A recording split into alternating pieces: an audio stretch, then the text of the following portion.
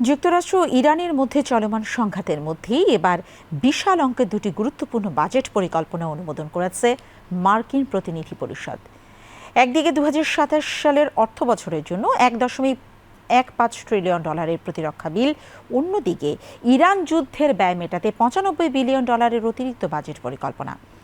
বিল দুটি নিয়ে শুরু হয়েছে তীব্র রাজনৈতিক বিতর্ক, বিশেষ করে ইসরায়েলের সঙ্গে সামরিক সহযোগিতা আরও সম্প্রসারণের প্রস্তাব ঘিরে। বিস্তারিত জানাচ্ছেন মোহাম্মদ গোলাম মর্তুজা। ইরানের সঙ্গে যুদ্ধের দ্বাদশ দিনেও পাল্টাপাল্টি হামলা অব্যাহত রেখেছে যুক্তরাষ্ট্র।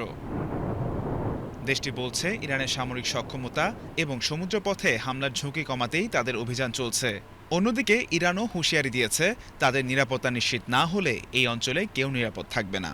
এমন উত্তেজনাপূর্ণ পরিস্থিতির মধ্যেই 2027 অর্থ বছরের জন্য $1.15 trillion national defence authorisation act বা NDAA বিল পাশ করেছে মার্কিন প্রতিনিধি পরিষদ।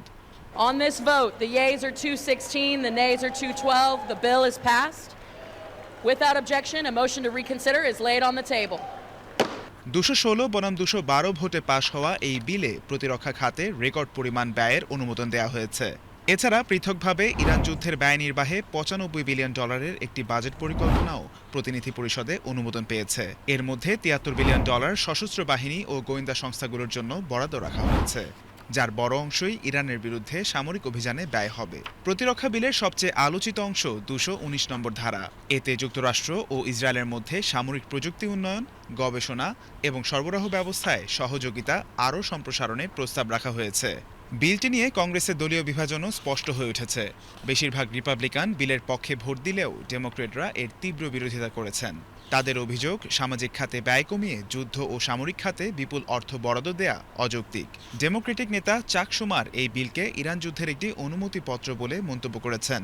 অন্যদিকে রিপাবলিকান কংগ্রেসম্যান টমাস ম্যাসিও 219 নম্বর ধারাকে যুক্তরাষ্ট্রের সার্বভৌমত্বের জন্য হুমকি হিসেবে আখ্যা দিয়ে আশা প্রকাশ করেছেন সিনেটে বিলটির এই সংস্করণ আটকে যাবে। রিপাবলিকানদের দাবি, ইরানের বিরুদ্ধে চলমান যুদ্ধ পরিচালনা, প্রতিরক্ষা সক্ষমতা বৃদ্ধি, নতুন সামরিক সরঞ্জাম সংগ্রহ, সেনাদের বেতন বৃদ্ধি এবং আবাসন সুবিধা নিশ্চিত করতেই এই অতিরিক্ত অর্থ বরাদ্দ জরুরি। এদিকে প্রতিনিধি পরিষদে অনুমোদিত $95 বিলিয়ন বাজেট পরিকল্পনায় যুদ্ধ ব্যয়ের পাশাপাশি কৃষকদের সহায়তা এবং নির্বাচন সম্পর্কিত কর্মসূচির জন্য অতিরিক্ত অর্থ বরাদ্দ রাখা হয়েছে। তবে কার্যকর হওয়ার আগে বিল দুটি এখন যুক্তরাষ্ট্রের সিনেটের অনুমোদনের অপেক্ষায় রয়েছে। Mohammad Golam Murtaza, BTV news.